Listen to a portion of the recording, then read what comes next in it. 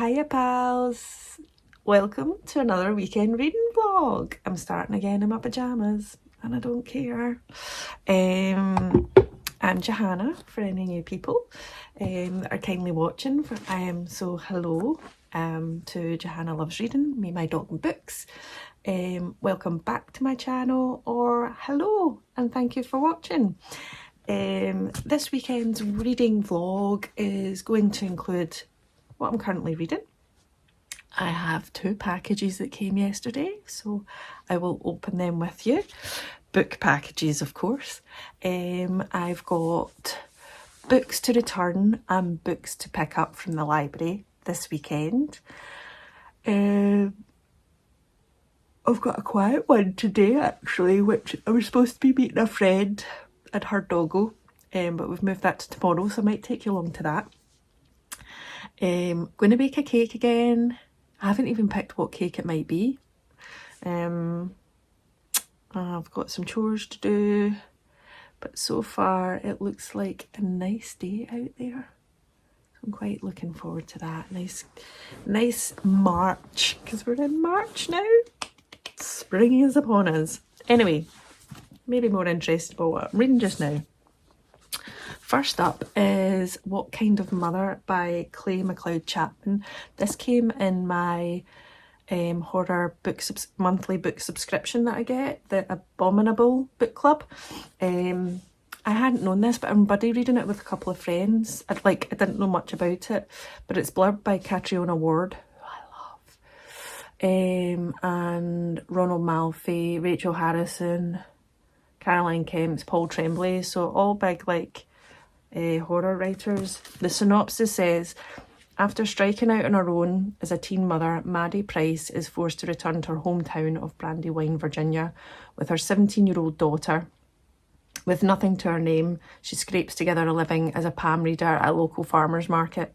It's at the market she reconnects with her high school boyfriend, Henry, now a reclusive local fisherman whose infant son, Skylar, went missing 5 years ago. Everyone in the town is sure Skylar is dead, but when Maddie reads Henry's palm, she's haunted by strange, disturbing visions that suggest otherwise. As she follows the thread of these visions, Maddie discovers a terrifying monster waiting at the centre of the labyrinth, and it's coming for everyone she holds dear.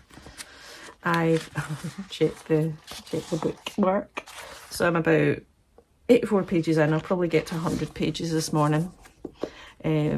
But yes, it has definite supernatural vibes, but yeah, if you don't like reading about child loss or anything like that, I would probably avoid it. And talking about that brings me to 38 Days of Rain by Eva Asprakis, which I mentioned in my last weekend vlog. I'm really enjoying this. I'm very early in, but I would say trigger warnings for infertility, sort of IVF treatment, anything to do with, yeah, that kind of stuff, because it actually opens up, I thought it was really gripping, actually opens up where the main character is in the middle of getting an internal exam from the doctor, which I thought was a really poignant way to open it. So I'll be reading more of this week. And then I'm reading, oh, how stunning is this cover. This is a kind of mystery thriller. It's called The Lagos Wife by Vanessa Walters. It's blurbed by, Bernardine Evaristo, Janice Hallett and the likes. So I'm nearly 100 pages in. It came out just at the end of 29th of February, I think. So I'll give you a quick read of the synopsis. I don't know anything about Lagos, Nigeria or anything like that, so I'm actually finding the cultural references in this super fascinating. Also stunning cover. This is I'll show you. This is like the finished cover. Isn't it pretty? So the synopsis for this one is Nicole Uruwari disappears during a boat trip. Born in South London, she has moved to Lagos to begin a new life with her perfect husband, Tony.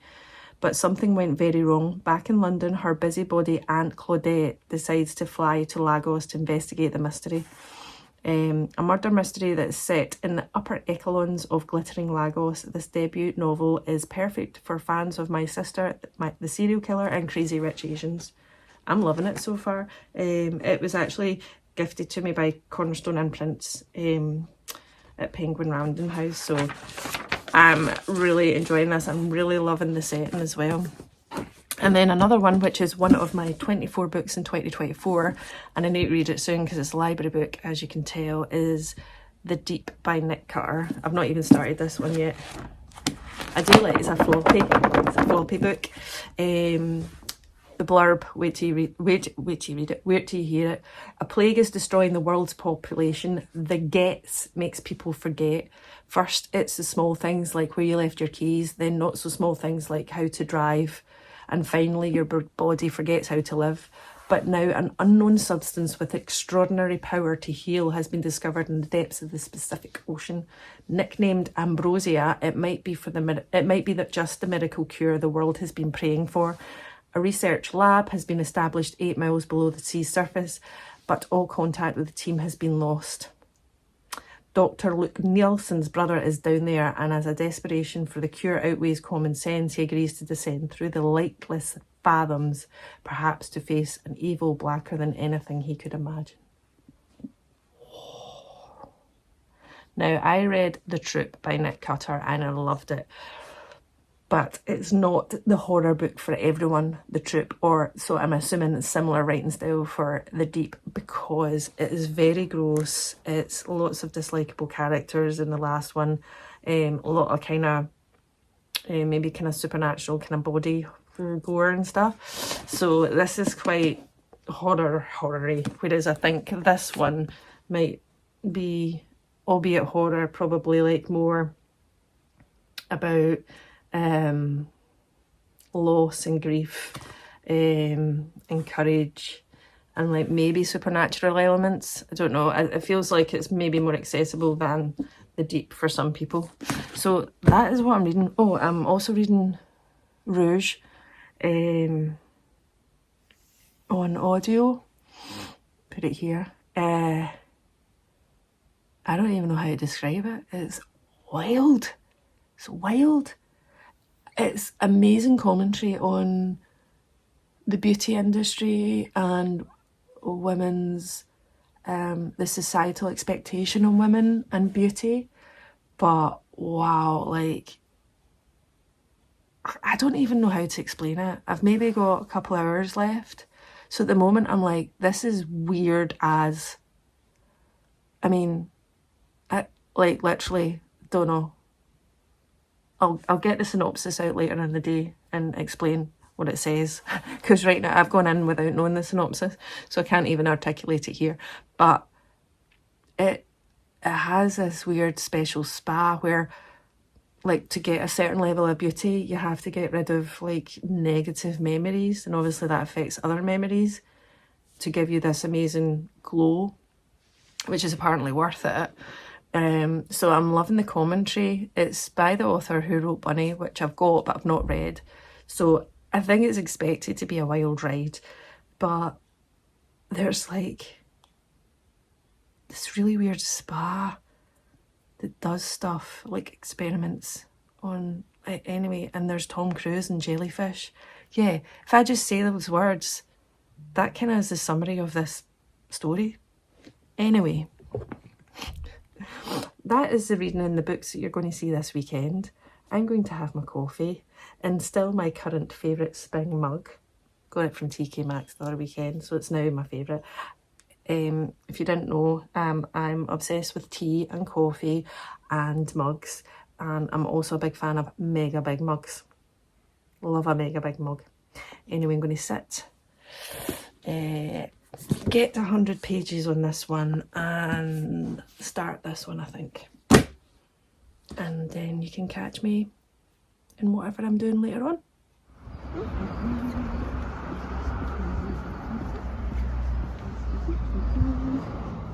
The kids' book club session is on in the background, so you can hear kids singing along. It's so cute. Anyway, I love a good nosy at some of the new books that the librarians are showcasing. And I think I picked one up. Wasn't here. Anyway, quick nosy around the shelves and look, because it's spring, they've got their gardening books out. I love it. I wonder if I'll pick one up. I love their displays. I always love looking at the YA section when they've got their new books, graphic novels, and just having a nosy what's in. Didn't pick anything up from here today, but Bad Witch Burning is still on my radar. There's a Neil Gaiman. Now going to have a quick look at look, Duck Feet, one of my 5-star reads from the beginning of the year. Check it out. I also spotted the library had an author spotlight for Kathy Rice. I've never read any of their books, so give me some recommendations, please.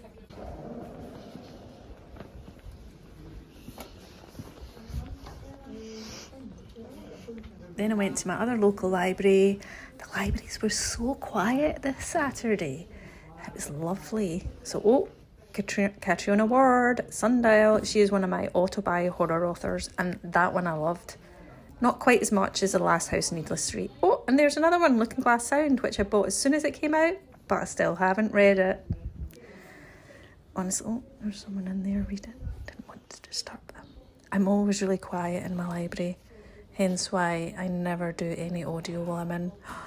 Oh, there's the Royal Cover one. Also spotted this one because of the cover. I've never heard of it before, so if you have, let me know. I don't even know what genre it is. I need to look it up. I've had a successful trip to the library. I took a couple of books back and I've got 1, 2, 3, 4, 5, 6, 7 books out. 6, 7 books out. 2 of them were holds and a couple that I picked up along the way, obviously. So I'll show you these in a wee bit, but first I'm going to get the audiobook on and get some bacon done. Today's recipe is lemon and poppy seed loaf, like cake loaf. So I'm going to try that. Not try that, I'm going to try and bake 2. One for us, for me and the OH, and one for taking to my friends tomorrow. So wish me luck. I should have maybe done a recipe I know that I'm good at. Anyway, I'll try this so you can watch me potter in the kitchen. Then after that, well, I'm going to be listening to Rouge by Awad, and I'm not going to lie, I don't even know how I'm going to review this. I don't even know what I think about it. It's weird as, and I don't think I really know what's going on. So I'll let you know when I've finished it. And then after that, I've bought some Daffodil Bulbs and a couple other bulbs which I'll plant at the front of the house.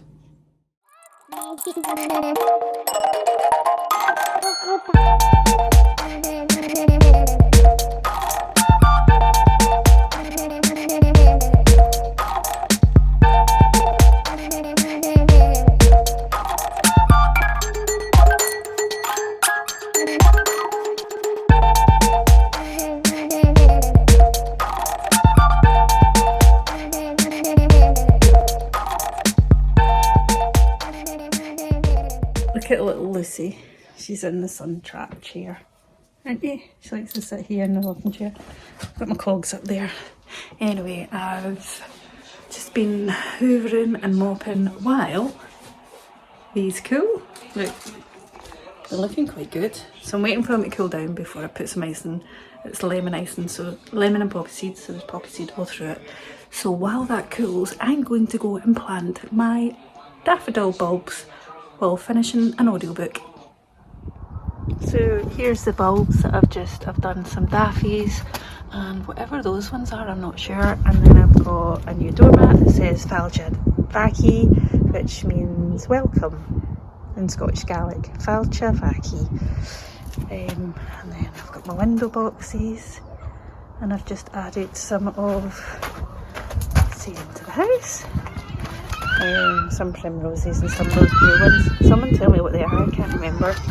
So, hoping we don't get frost anytime soon. And Falchavaki to my house. So I'm back in from my gardening, and look! Wait till you see, I'll turn you around. Here is the cake. As you can see, all the poppy seeds in it. It's a lemon and poppy seed cake. I made this one to take my friends tomorrow, and I've already, look, you can see the poppy seeds. It's so spongy and it's so citrusy. It's delicious. Look, it's a bit of the icing. Nom nom nom nom. So it's late Saturday afternoon, nearly 5 o'clock. I'm finally sitting down to have a bit of this cake and a cup of tea. I'm not gonna lie, it's delicious. And I've got some Rabess, my go-to afternoon cuppa. Normally I drink like Rabess, mint tea, peppermint tea. I like green tea, but it's got caffeine in it, so I tend not to have anything with caffeine until like after lunchtime. Anyway, I'm not just here to chatter about my cake. I've got some book mail I wanted to show you. So this one, I know, I'm on a book buying ban still, but this was a book swap. So a friend of mine on Bookstagram read a book and I was like, oh my god, that looks great. And she offered me her proof in return for, I'm going to send her Paper Names, which I've just finished this last month, and All Hallows by Christopher Golden, which is a fabulous Halloween read for anyone who loves Halloween read. So I'm giving her those, and she sent me this, I think they're both thrillers. It's called Nightwatching by Tracy Sierra. A footstep on the stairs, a second to react. What happens next is up to you. Oh, discover the thriller that keeping everyone awake at night. Well, it's been blurbed by Karen Slaughter, Gillian McAllister, Sherry Lapina. Oh, and it's boppy. I've not heard of this one, so this one I have heard of and I was very excited for. It's I think it's actually out, yeah, it came out on the 29th of February, but my friend got a proof of it. It's called Has Anyone Seen Charlotte Slater? And it's by Mickey French. So this is their new one, and it said, loved by all who meet her, but someone wants her gone. So it looks like it's on 2 timelines between 1990 and now. Oh. So 2 good thrillers I am very excited for. And then, so that's a book swaps, doesn't really count for like new books. And then my lovely friend Caroline, who works, I think it's HQ Stories, who are an imprint of HarperCollins. And well, actually these books I would definitely include as part of, like, if I was to do a wee book, a wee video about my top 10 cozy reads. And that's anything by Jessie Sutanto. She wrote Dial A for Aunties, and this is her new one. So I think it's Dial A for Aunties, then 4 Aunties and a Wedding, and then this is the new one, The Good, the Bad and the Aunties.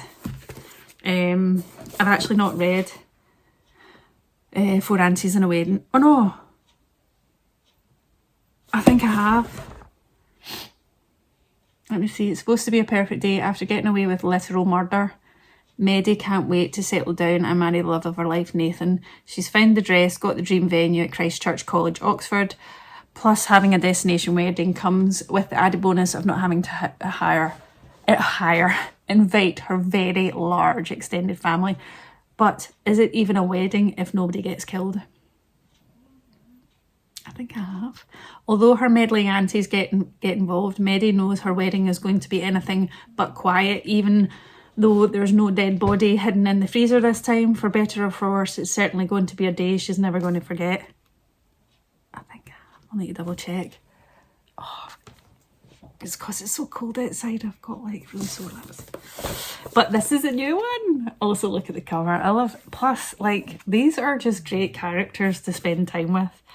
It says, Chinese New Year is a time to celebrate. Fresh from their honeymoon, Maddie and Nathan meet aunties in Jakarta for a family celebration.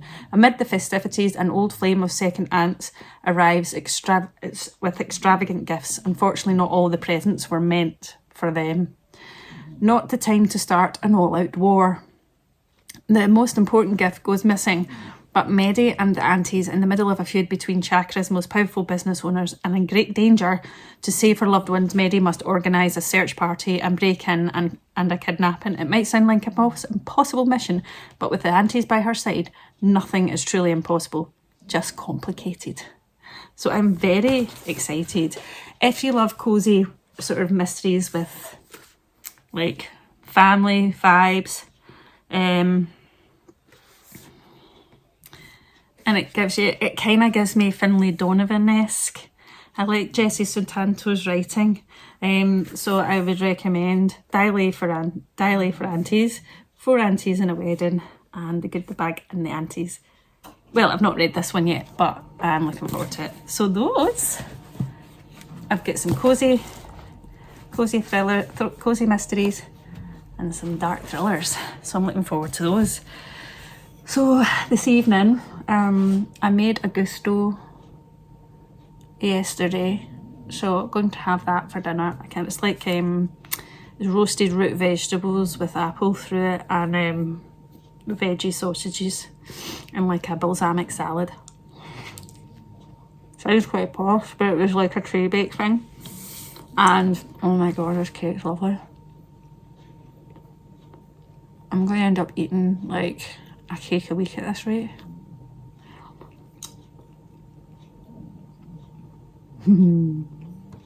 So tomorrow I'll pop on, I'll show you my library haul, and I'll tell you what I've finished reading this weekend.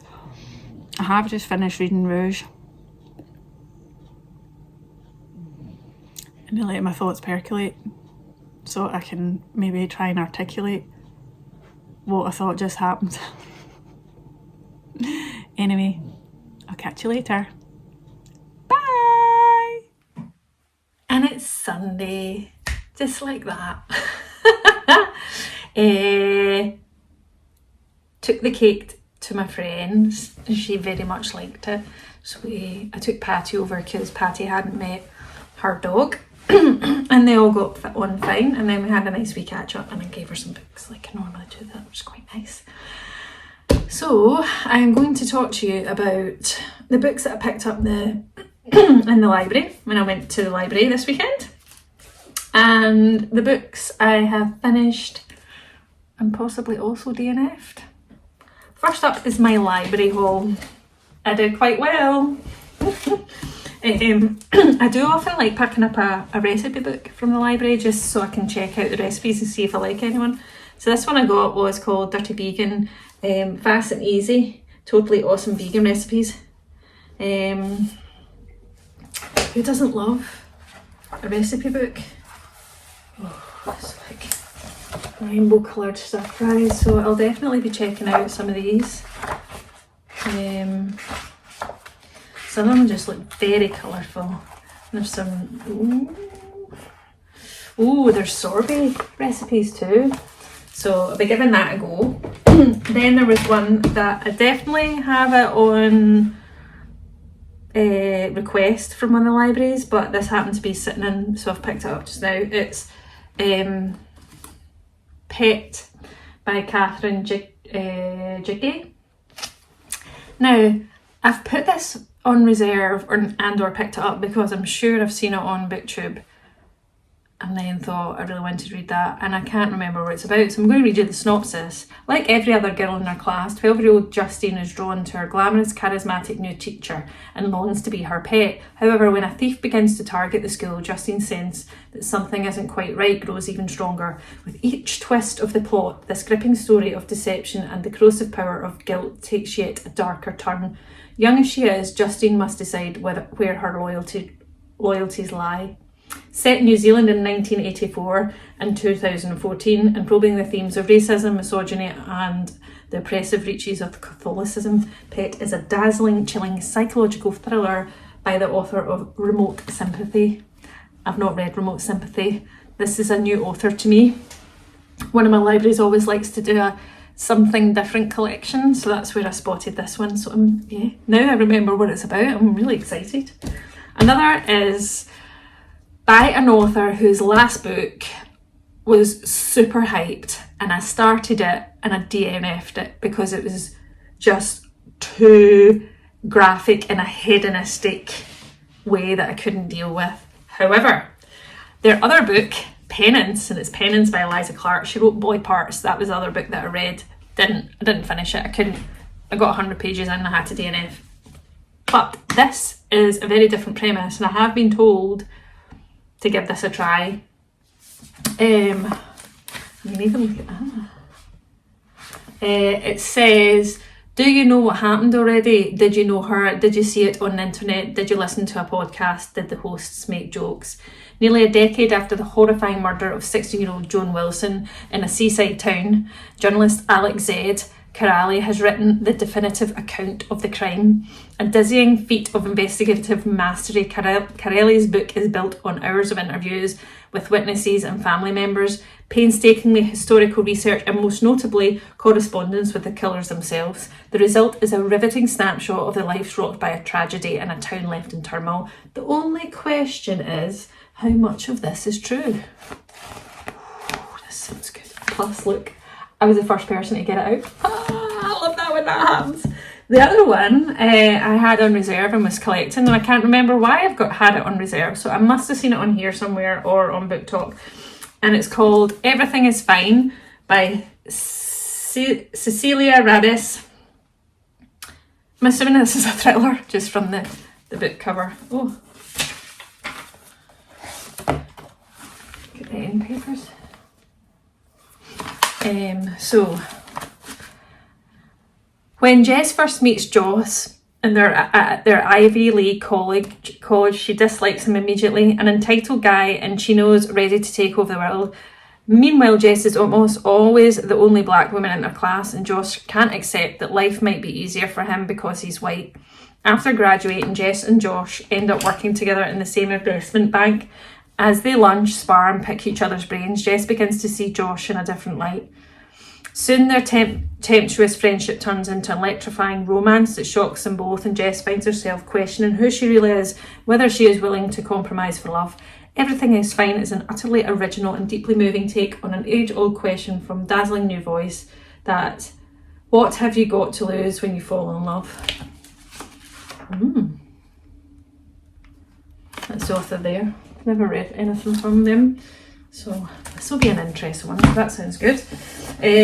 Another one is because I've read S.A. Cosby's Razor Blade Tears. Razor Blade Tears by this author, which is 5-star, phenomenal, powerful, gut punch of a read. This is their new one called All the Sinners Bleed. And I wanted to read it, and I actually saw it just sitting at the checkout. It said, a black sheriff, a serial killer, a small town ready to combust. Titus Crown is the first black sheriff in the history of Chatham County, Virginia. In recent decades, Chatham has had only 2 murders. After years of working as an FBI agent, Titus knows better than anyone that while his hometown might seem like a land of moonshine, cornbread and honeysuckle, secrets always fester under the surface. If you've not checked out S.A. Crosby before, please do read Razor Blade Tears. Check it out for content warnings right enough, but honest to God, that was a book. So because of that, I picked this one up. And last but not least was a book I had in reserve. Now, I can't remember how I came across it, but I like the sound of it. Plus, look at the cover.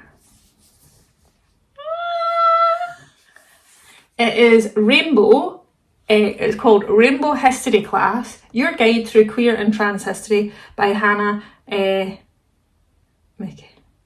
McElhinney? I'm terrible at pronunciations. Terrible. LGBTQ history lessons from ancient civilization all the way up to the internet age, full of queer codes, gender bending icons, pop culture knowledge, and incredible activists. So I'm very excited by that. So that there was my library haul. It was a good one.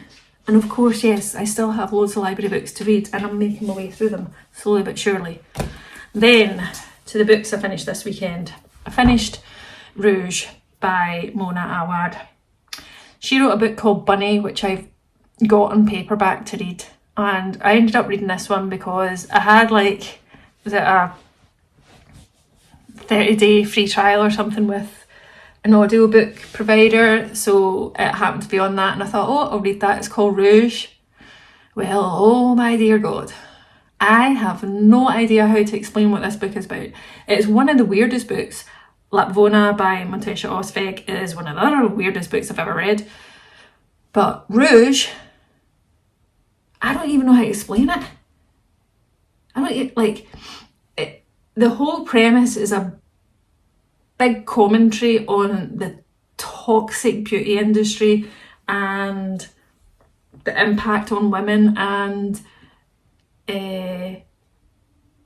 society's sort of pressure on women in respect of beauty and aging, right? So that's the overarching premise. But in addition to that, there's weird worlds, dreamlike worlds, I think, Tom Cruise and jellyfish. Other than that, I actually don't know how to rate it. I'm surprised I finished it, and I'm not really sure what happened. So I doubt I'm selling it to you. I'm not sure I would recommend it. Actually, if anyone's read it, sorry, I'm wiping my nose a lot because I came out from seeing my friend and we had been on a walk and stuff and it was freezing, and so it's nice and toasty in the house, and so I'm a wee bit, yes, I apologise for that. It's not very nice of me. Anyway, it's just nice because it's cosy and warm. So I finished that. Then I told you what I was reading at the start of the weekend. Well, this one, which is 38 Days of Rain by Eva Asprakis.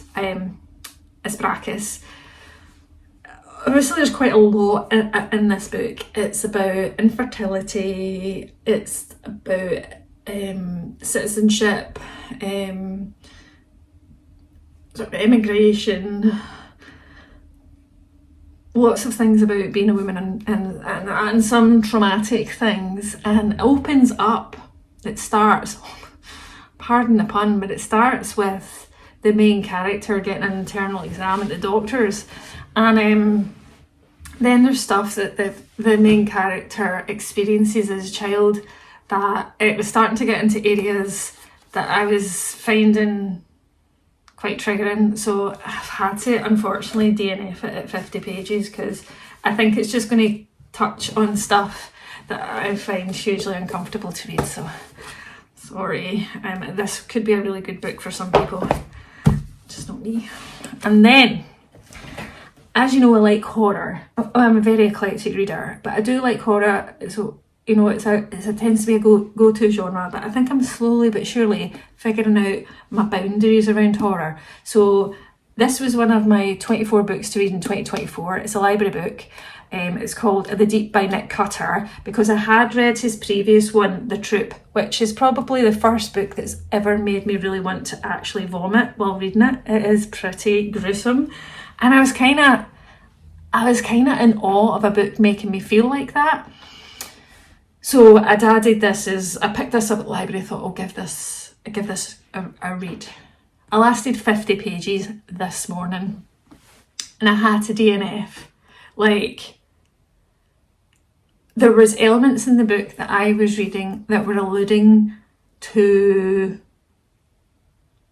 trigger warnings that I might really struggle with. So took myself online and googled the content warnings for this, and sure enough,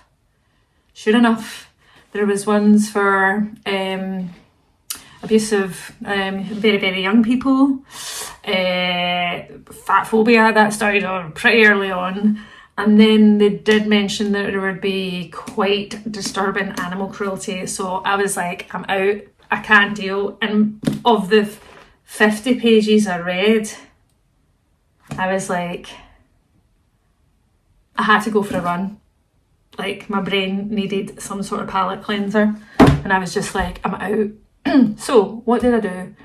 I went to a genre, or one of two genres that I go to when I need to clear my brain if I've read something really disturbing. Even like, I hadn't even got to the disturbing bits, but I could see it coming.